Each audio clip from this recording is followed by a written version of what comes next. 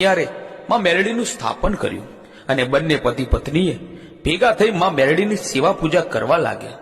આમ થતા 10 વર્ષ વીતી ગયા હશે અને ત્યાં માલાને ક્ષય રોગ થયો અને તે માંદો પડ્યો. 2-4 વર્ષ ખાટલામાં રહ્યો. પછી માલો રબારી તેની પત્નીને કહે છે, દલી, મને એક વચન આપો એટલે મારો જીવ સદગતિ પામે. એટલે દલી રબારણ કહે છે કે તમે જે કહો ને તે હું તમને વચન આપું છું.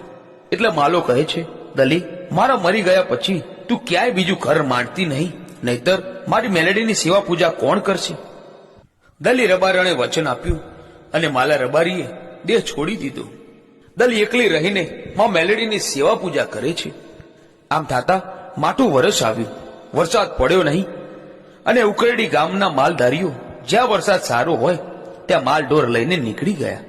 એટલે દલી રબારણ એકલી પડી, તો પણ હિંમત કરીને 2-3 મહિના કાઢી નાખ્યા. દુકાળનો